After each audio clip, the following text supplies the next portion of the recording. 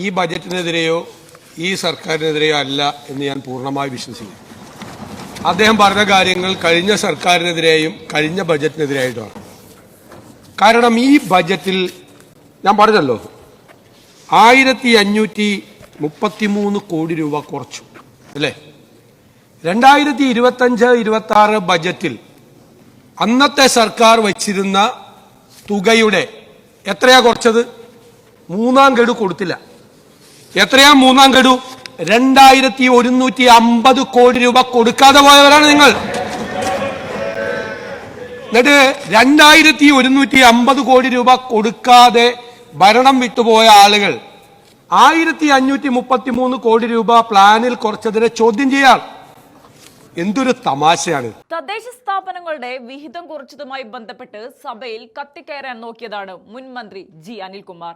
എന്നാൽ കൊടുക്കേണ്ടത് കൊടുത്ത് അടിച്ചിരുത്തിയിട്ടുണ്ട് നമ്മുടെ മുഖ്യമന്ത്രി VD സതീശൻ. തദ്ദേശ പദ്ധതികൾക്കായുള്ള നിശ്ചയിച്ച തുകയിൽ പുതിയ സർക്കാർ വന്നതോടുകൂടി ഇതിൽ കുറവ് വന്നിരിക്കുകയാണെന്നും ഇതോടുകൂടി ഓരോ മുനിസിപ്പാലിറ്റികളുടെയും തുക കുറഞ്ഞത് അവിടങ്ങളിലെ പദ്ധതികൾ നടപ്പിലാക്കാൻ പറ്റാത്ത അവസ്ഥയാണെന്ന് GR അനിൽകുമാർ സഭയിൽ പറയുകയുണ്ടായി.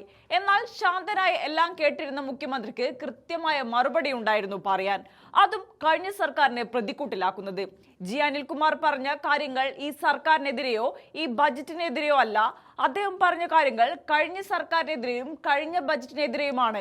അവസാന ഗഡു 2150 കോടി രൂപ കൊടുക്കാതെ ഭരണം വിട്ടുപോയവർ 1530 കോടി രൂപ പ്ലാനിൽ കുറച്ചതിനെ ചോദ്യം ചെയ്യുകയാണെന്നും എന്തൊരു തമാശയാണിതെന്നും മുഖ്യമന്ത്രി പരിഹസിച്ചു.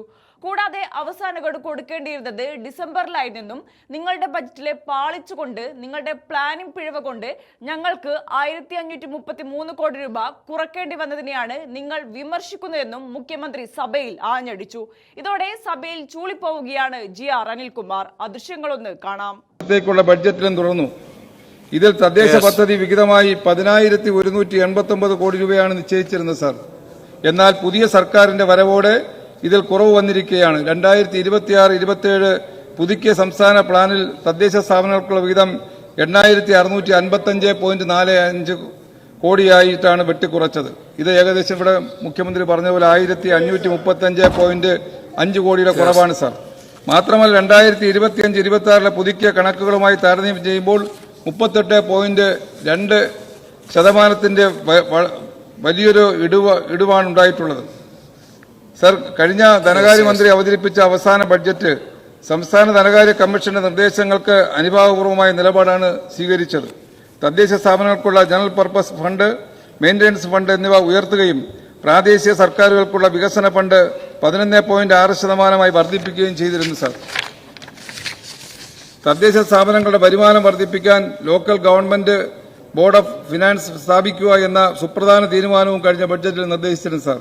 പട്ടികജാതി പട്ടികവർഗ വിഭാഗങ്ങളിലെ താരതമ്യേന പിന്നോക്കം നിൽക്കുന്ന വിഭാഗങ്ങൾക്ക് ജില്ലാ പഞ്ചായത്ത് തലത്തിൽ പ്രത്യേക വികസന ഫണ്ട് അനുവദിക്കുന്നതിനോടൊപ്പം തദ്ദേശ സ്വയംഭരണ സ്ഥാപനങ്ങളിലെ ജനപ്രതിനിധികളുടെ ഓണറേറിയം വർദ്ധിപ്പിക്കാനുള്ള തീരുമാനവും കഴിഞ്ഞ ബഡ്ജറ്റിൽ പറഞ്ഞു സാർ. അത് വളരെ ഗൌരവമായ വിഷയമാണ്. കേരളത്തിലെ എല്ലാ ജനപ്രതിനിധികളും MLA-മാരും MP-മാരുടെ മുന്നിലെല്ലാം അവർ നിരന്തരമായി പറയുന്ന ഒരു വിഷയമാണ്. അത്തരം വിഷയത്തെ സംബന്ധിച്ച് ബഡ്ജറ്റിലും പരാമർശിക്കുന്നില്ല. തദ്ദേശ സ്ഥാപനങ്ങളോടുള്ള ഒരു അവഗണനയുടെ ഒരു ഉദാഹരണമാണ് സാർ അത് കാണിക്കുന്നത്. എന്നാൽ വികേന്ദ്രീകരണത്തിന് വലിയ ഊന്നൽ നൽകിയ കഴിഞ്ഞ ബഡ്ജറ്റുകളിൽ നിന്ന് തികച്ചും പുറകോട്ട് പോകുന്ന സമീപനമാണ് ഇപ്പോൾ UDF സർക്കാർ സ്വീകരിക്കുന്നത്. സാർ, എന്റെ മണ്ഡലത്തിലെ നെടുമങ്ങാട് മുനിസിപ്പാലിറ്റിയിൽ സാധാരണ പ്ലാൻ വിഹിതമായി കഴിഞ്ഞ ബഡ്ജറ്റിൽ പറഞ്ഞിരുന്നത് 9.32 കോടി രൂപയായിരുന്നു. എന്നാൽ ഇത്തവണത്തെ പുതുക്കിയ ബഡ്ജറ്റിൽ പറയുന്നത് 2.3 കോടി രൂപയായി വെട്ടിക്കുറച്ചിരിക്കുകയാണ് സാർ. ഇത് മുഖ്യമന്ത്രിയുടെ മണ്ഡലത്തിന്റെ കാര്യം ഞാൻ നേരത്തെ സൂചിപ്പിച്ചു സാർ. അതുപോലെ സാർ, സമയമുണ്ട്, നോക്കാം. ഇവിടെ തദ്ദേശ മന്ത്രി ഉണ്ടല്ലോ, തദ്ദേശ മന്ത്രി, അദ്ദേഹത്തിന്റെ ജില്ലയിലെ പെരിന്തൽമണ്ണ 5.6 കോടിയായിരുന്നു 1.9 കോടിയായി. സാർ, പൊന്നാനിയിലെ നഗരസഭയുടെ അവസ്ഥ എന്താ? 9.8 കോടിയായിരുന്നത് 3.3 മാറി. സാർ, മഞ്ചേരി 10.3 ആയിരുന്നത് 3.4 കുറഞ്ഞു. സാർ, തിരൂരിലെ 5.1 ആയിരുന്നത് 2.1 മലപ്പുറത്തിന്റെ സ്ഥിതി 11.7 കോടിയായിരുന്നത് 2.5 കോടിയായി കുറഞ്ഞു സാർ. അതുപോലെ താനൂരിലെടുത്താൽ 9.4 ആയിരുന്നത് 2.6 പരപ്പനങ്ങാടി എടുത്താൽ 9.8 2.7 ഇങ്ങനെ ഓരോ മുനിസിപ്പാലിറ്റിയുടെയും തുക കുറഞ്ഞത് അവിടങ്ങളിലെ പദ്ധതികളെ ബാധിക്കുന്ന സ്ഥിതിയാണെന്നുള്ള കാര്യം ഞാനിനി പ്രത്യേകം പറയണ്ടല്ലോ സാർ. പല മുനിസിപ്പാലിറ്റിയിലും പഞ്ചായത്തുകളിലെല്ലാം ഗ്രാമസഭ കൂടി പദ്ധതി പ്ലാൻ അംഗീകരിച്ച് അതിനുശേഷം എങ്ങനെ ജനപ്രതിനിധികൾ അവിടുത്തെ ജനങ്ങളെ കാണാൻ കഴിയുന്ന അവസ്ഥ ഉണ്ടാകും? പ്ലാൻ ഉൾപ്പെടെ വാർഡ് സഭകളിൽ അംഗീകരിച്ച് പോയതിനു ശേഷം ജനപ്രതിനിധികൾക്ക് ആ ഫണ്ടില്ലെന്ന് പറഞ്ഞാൽ അവർക്ക് പുറത്തിറങ്ങാൻ പറ്റുമോ? അപ്പോൾ ഇത് ഇങ്ങനെ ഒരു വളരെ ഗുരുതരമായ സാഹചര്യമാണ് സാർ. തദ്ദേശ സ്വയംഭരണ സ്ഥാപനങ്ങളുടെ കൈകാലുകൾ സർക്കാർ കെട്ടിയിട്ടിരിക്കുകയാണ്. ഇവിടെ ബഹുമാനപ്പെട്ട മുഖ്യമന്ത്രി വാചാലനായി പറയുമ്പോൾ ഭരണപക്ഷത്ത് 102ന്റെ ബലത്തിൽ നല്ല കയ്യടി കിട്ടും. പക്ഷേ നമ്മുടെ പഞ്ചായത്തുകളിലെ മെമ്പർമാരുടെ സ്ഥിതി എന്താ? അവരെ കയ്യും കാലും കെട്ടിയിട്ടിരിക്കുകയാണ്. കയ്യും കാലും ഇട്ട് അടിക്കുകയാണ് അവർക്ക് വല്ലാത്തൊരു സ്ഥിതിയാണ് ഇപ്പോൾ ഉണ്ടായിട്ടുള്ളത്. അതുകൊണ്ടാണ് ഇത് ഈ വിഷയം ചർച്ച ചെയ്യണമെന്ന് പറയുന്നതിന്റെ കാര്യം. സാമ്പത്തികമായി അവയെ വരിഞ്ഞു മുറുക്കിയിരിക്കുകയാണ് സാർ. ദൈനംദിന പ്രവർത്തനങ്ങൾ പോലും നിലയ്ക്കുന്ന അവസ്ഥയായിട്ടുണ്ട്. ലോകം ചർച്ച ചെയ്ത പ്രാദേശിക വികസനത്തിലെ കേരള മോഡലിന്റെ കടക്കൽ കത്തിവെക്കുകയാണ് സാർ UDF സർക്കാർ. തദ്ദേശ സ്വയംഭരണ സ്ഥാപനങ്ങളുടെ പ്ലാൻ ഫണ്ട് വെട്ടിക്കുറച്ചതും സ്പിൽ ഓവർ അനുവദിക്കാത്തതും മൂലം തദ്ദേശ സ്വയംഭരണ സ്ഥാപനങ്ങൾ ഗുരുതരമായ സാമ്പത്തിക പ്രതിസന്ധിയാണ് സാർ. സാർ, ഇവിടെ ധനകാര്യ കമ്മീഷന്റെ കാര്യത്തെക്കുറിച്ച് പറഞ്ഞു. വികസന ഫണ്ടിൽ വരുത്തിയ കുറവിന് പകരമായി ധനകാര്യ കമ്മീഷൻ ഗ്രാന്റ് വർദ്ധിപ്പിച്ചിട്ടുണ്ട്. എങ്കിലും ആയത് പ്രശ്നപരിഹാരത്തിന് ഉതകുന്നതല്ല. വികസന ഫണ്ട് ഉപയോഗിച്ച് ചെയ്യാവുന്ന പല പദ്ധതികൾക്കും ധനകാര്യ കമ്മീഷൻ ഗ്രാന്റ് ഉപയോഗിക്കാൻ കഴിയില്ല സാർ.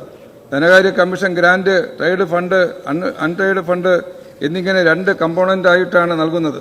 ഇതിൽ ട്രേഡ് ഫണ്ട് ഉപയോഗിച്ച് കുടിവെള്ളം, ശുചിത്വം എന്നീ മേഖലകളിലെ പദ്ധതി മാത്രമേ എടുക്കാൻ കഴിയൂ. അതുകൊണ്ട് തന്നെ ഇത് വികസന ഫണ്ടിന് പകരമാകില്ല. ഇത്തരത്തിൽ വികസന ഫണ്ടിൽ ഉൾപ്പെടുത്തിയ പദ്ധതികൾ മുന്നോട്ട് കൊണ്ടുപോകണമെങ്കിൽ തദ്ദേശ സ്വയംഭരണ സ്ഥാപനങ്ങളിലെ തനത് ഫണ്ട് വിനിയോഗിക്കേണ്ടി വരും. ഇത് കാരണം തദ്ദേശ സ്വയംഭരണ സ്ഥാപന ജീവനക്കാർക്ക് ശമ്പളം നൽകാൻ കഴിയാത്ത അവസ്ഥ ഉണ്ടാകും സാർ. നിലവിൽ തന്നെ ഒട്ടേറെ ഗ്രാമപഞ്ചായത്തുകളും നഗരസഭകളും സർക്കാർ നൽകുന്ന ഗ്യാപ്പ് ഫണ്ട് ഉപയോഗിച്ചാണ് ജീവനക്കാർക്ക് ശമ്പളം കൊടുക്കുന്ന അവസ്ഥ. അതുകൊണ്ട് ഇത്തരമൊരു സാഹചര്യത്തിൽ സഭാ നടപടികൾ നിർത്തിവെച്ച് ഈ സ്തംഭനാവസ്ഥ ഒഴിവാക്കാൻ ആവശ്യമായ തരത്തിലുള്ള ചർച്ചയ്ക്ക് വിധേയമാക്കണമെന്നാണ് സാർ എനിക്ക് അഭ്യർത്ഥിക്കാനുള്ളത്. ബഹുമാനപ്പെട്ട മുഖ്യമന്ത്രി. സാറേ, അദ്ദേഹം പറഞ്ഞ കാര്യങ്ങൾ ഈ ബജറ്റിനെതിരെയോ ഈ സർക്കാരിനെതിരെയോ അല്ല എന്ന് ഞാൻ പൂർണ്ണമായി വിശ്വസിക്കുന്നു. അദ്ദേഹം പറഞ്ഞ കാര്യങ്ങൾ കഴിഞ്ഞ സർക്കാരിനെതിരെയും കഴിഞ്ഞ ബജറ്റിനെതിരെയായിട്ടുമാണ്. കാരണം ഈ ബജറ്റിൽ ഞാൻ പറഞ്ഞല്ലോ 1533 കോടി രൂപ കുറച്ചു അല്ലേ? 2025-26 ബജറ്റിൽ അന്നത്തെ സർക്കാർ വച്ചിരുന്ന തുകയുടെ എത്രയാ കുറച്ചത്? 3-ാം ഗഡു കൊടുത്തില്ല. എത്രയാ 3-ാം ഗഡു? 2150 കോടി രൂപ കൊടുക്കാതെ പോയവരാണ് നിങ്ങൾ. എന്നിട്ട് 2150 കോടി രൂപ കൊടുക്കാതെ ഭരണം വിട്ടുപോയ ആളുകൾ 1533 കോടി രൂപ പ്ലാനിൽ കുറച്ചതിനെ ചോദ്യം ചെയ്യാൻ എന്തൊരു തമാശയാണ്. ഇനി അതിന് മറുപടി പറഞ്ഞെന്താ? തെരഞ്ഞെടുപ്പ് ആയതുകൊണ്ട് 3-ാം ഗഡു കൊടുക്കാൻ പറ്റില്ല. തെരഞ്ഞെടുപ്പ് വന്നത് അറിയില്ല ആർക്കും. മാത്രമല്ല 3-ാം ഗഡു കൊടുക്കേണ്ടത് മാർച്ചിലാണോ? 3-ാം ഗഡു കൊടുക്കേണ്ടത് ഡിസംബറിലായിരുന്നു. ആ ഡിസംബറിൽ കൊടുക്കാത്ത 3-ാം ഗഡു ഡിസംബറിൽ കൊടുത്തില്ല, ജനുവരിയിൽ കൊടുത്തില്ല, ഫെബ്രുവരിയിൽ കൊടുത്തില്ല. മാർച്ച് 16-നാണ് തെരഞ്ഞെടുപ്പ് പ്രഖ്യാപിക്കുന്നത്. അതുവരെ കൊടുത്തില്ല. 2150 കോടി രൂപ. ആ 2150 കോടി രൂപ 3-ാം ഗഡു കൊടുക്കാതെ കൊടുത്ത വർക്കുകൾക്കെല്ലാം പണം കൊടുക്കാതെ വിഷമിക്കുന്ന ഈ തദ്ദേശ സ്വയംഭരണ സ്ഥാപനങ്ങളെ കുറിച്ച് സംസാരിക്കേണ്ടതിന് പകരം നിവർത്തികേട് കൊണ്ട്, നിങ്ങളുടെ ബജറ്റിലെ പാളിച്ച കൊണ്ട്, നിങ്ങളുടെ പ്ലാനിലെ പാളിച്ചകൾ കൊണ്ട് ഞങ്ങൾക്ക് 1533 കോടി രൂപ കുറയ്ക്കേണ്ടി വന്നതിനെയാണ് വിമർശിക്കുന്നത്. ഇനി വേറെ ചോദ്യമുണ്ട്. സ്പിൽ ഓവർ കൊടുത്തില്ല. സ്പിൽ ഓവർ കൊടുത്തില്ല. ഈ 2150 കോടി രൂപ കൊടുത്തില്ല. ഓക്കെ, ബജറ്റിൽ ആ തുക വെച്ചിട്ടുണ്ടോ? ഈ കഴിഞ്ഞ ബജറ്റിൽ ആ തുക വെച്ചിട്ടുണ്ടോ സ്പിൽ ഓവർ കൊടുക്കാൻ? വെച്ചിട്ടില്ലല്ലോ. വെച്ചിരുന്നുവെങ്കിൽ 10183 കോടി രൂപ ഉള്ളു പ്ലാനിൽ. അതിൽ 2000 കോടി കൂടി കുറച്ചാൽ 8000 കോടി രൂപയാവുള്ളൂ കഴിഞ്ഞ പ്ലാൻ. ഈ പ്ലാൻ 655 കോടി രൂപ കൊടുത്തിട്ടുണ്ട്. ആ സ്പിൽ ഓവർ മാറ്റിയ ആ പ്ലാൻ 8000 കോടിയുള്ളൂ ഈ വർഷത്തേക്ക്. കഴിഞ്ഞ ബജറ്റിൽ വെച്ചിരിക്കുന്ന പ്ലാൻ 8000 കോടിയേ വരുള്ളൂ.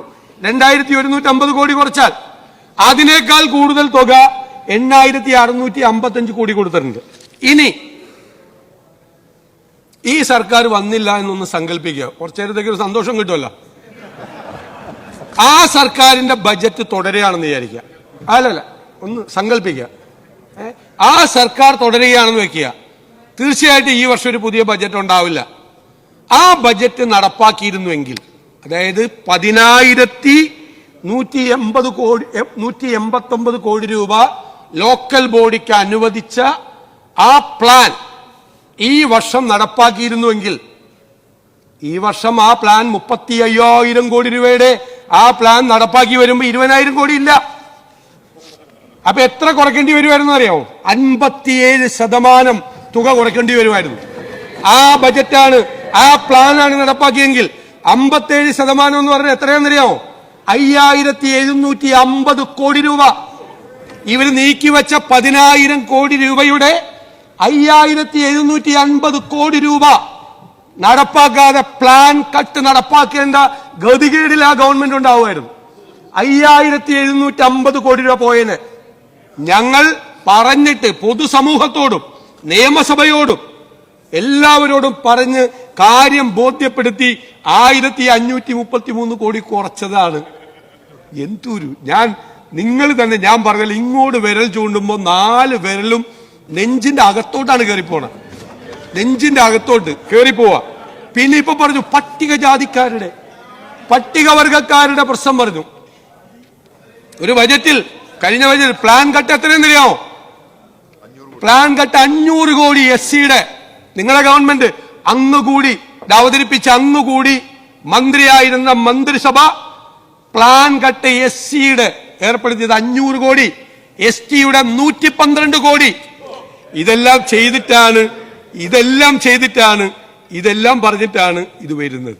സർ, ഇത് യാഥാർത്ഥ്യ ബോധത്തോടു കൂടിയുള്ള ബജറ്റാണ്.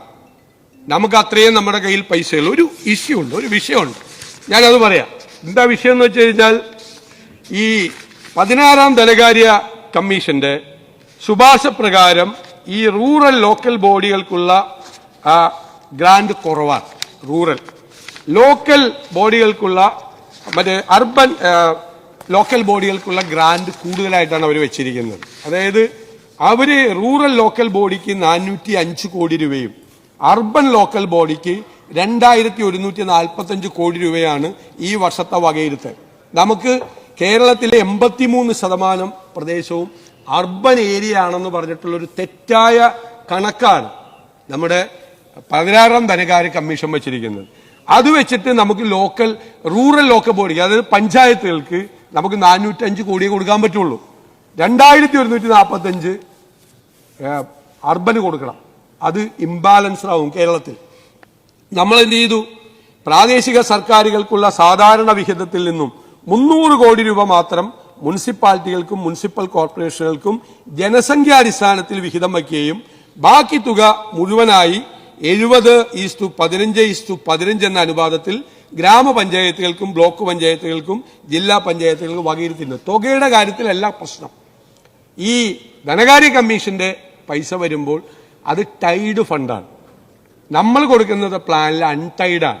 ഇപ്പൊ മുനിസിപ്പാലിറ്റിക്ക് കിട്ടിയിരിക്കുന്ന മുനിസിപ്പാലിറ്റികൾക്കുള്ള പരാതി അങ്ങ് പറഞ്ഞതല്ല പരാതി, ഇതല്ല പരാതി. പൈസ കുറവല്ല, ടൈഡ് ഫണ്ട് അവർക്ക് കൂടുതലായി. അപ്പൊ അവർക്ക് കുറച്ച് ബുദ്ധിമുട്ടുകൾ, പ്രായോഗികമായ പ്രയാസങ്ങൾ ഉണ്ടാകും. അത് നമ്മൾ കേന്ദ്രവുമായി കൂടി സംസാരിച്ച് അത് പരിഹരിക്കാൻ വേണ്ടിയിട്ടുള്ള ശ്രമം ഉണ്ടാക്കുക. എന്ന് വെച്ചാൽ ചെലവാക്കാൻ പണം കിട്ടിയിട്ടുണ്ട്. 2 ഇതായിട്ട് സ്റ്റേറ്റ് പ്ലാനിൽ നിന്നും കിട്ടിയിട്ടുണ്ട്, ധനകാര്യ കമ്മീഷന്റെയും പൈസ കിട്ടിയിട്ടുണ്ട്. പക്ഷേ ധനകാര്യ കമ്മീഷന്റെ പണം എന്ന് പറയുന്നത് ടൈഡാണ്. അതിന്റെ ഒരു പ്രശ്നമുണ്ട്. അപ്പൊ അത് അവർക്ക് പരിഹരിക്കാൻ വേണ്ടിയിട്ടുള്ള നടപടികൾ കൂടി ഗവൺമെന്റ് സ്വീകരിക്കും. അല്ലാതെ ബഹുമാനപ്പെട്ട അംഗം ഉന്നയിച്ച ഒരു കാര്യത്തിനും ഒരു പ്രസക്തിയില്ല. ഈ സഭാ നടപടികൾ നിർത്തിവെച്ച് ചർച്ച ചെയ്യേണ്ട ഒരാവശ്യം